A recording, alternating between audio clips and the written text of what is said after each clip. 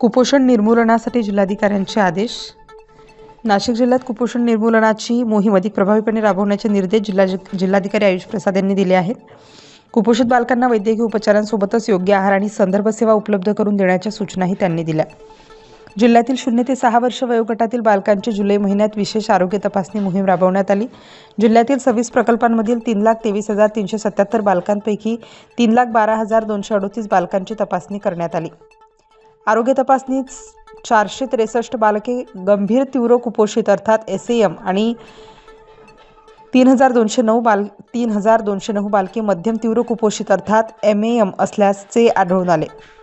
कुपोषित बालकांना आवश्यक वैद्यकीय उपचार, शस्त्रक्रिया आणि आहारविषयक मदत देण्याचे निर्देश जिल्हाधिकाऱ्यांनी दिले. या बालकांना सर्वसाधारण श्रेणीत आणण्यासाठी नियोजनबद्ध पद्धतीने काम करण्याच्या सूचना देण्यात आल्या.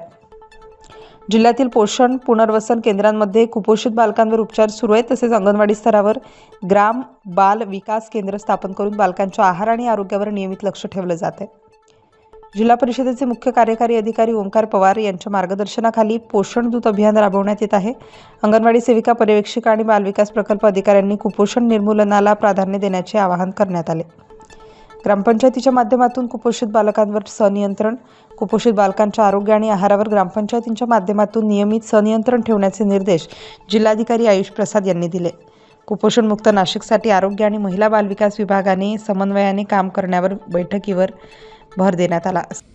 कुपोषणचा आपण नाशिक जिल्ह्यामध्ये सतत प्रयत्न चालू आहे की आपल्याला कुपोषण कमी करायचं आहे. याच्यासाठी आपण एक MST स्ट्रॅटेजी घेतलेला आहे. त्याच्यासाठी आपण धडक मोहीम राबवलं होतं.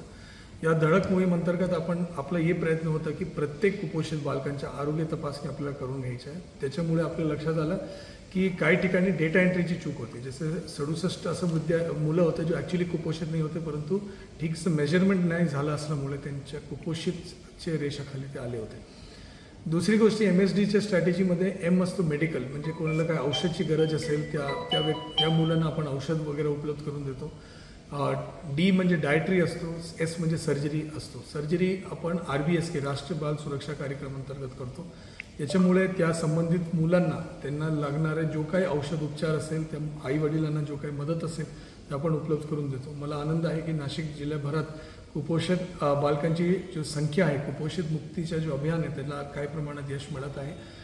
जो आपले आदिवासी दुर्गम भाग आहे त्याच्यामध्ये सर्वाधिक इम्प्रूव्हमेंट आपल्याला दिसतोय. नागरी भागमध्ये काही चॅलेंजेस आजच्या डेटमध्ये आहे जे आपण काढून घेण्याचा प्रयत्न या ठिकाणी करत आहोत. आणि माझी सर्व पालकांना विनंती आहे की जो काही डॉक्टरांनी सांगितलेलं आहे, डायटिशियननी सांगितलेलं आहे त्याचं आपण पालन करावं, जेणेकरून कुठल्याही मुलं कुपोषित राहणार नाही आणि त्यांचे आरोग्य व्यवस्थित राहणार. त्यांच्या जो मानसिक आणि शारीरिक विकास आहे त्याच्यामध्ये कुठल्याही प्रकारचा धोका निर्माण होणार नाही. माझी सर्व पालकांना विशेषतः विनंती आहे की आपण याच्यामध्ये सहकार्य करावं. स्टार न्यूजसाठी मोहसिन पठाण, नाशिक.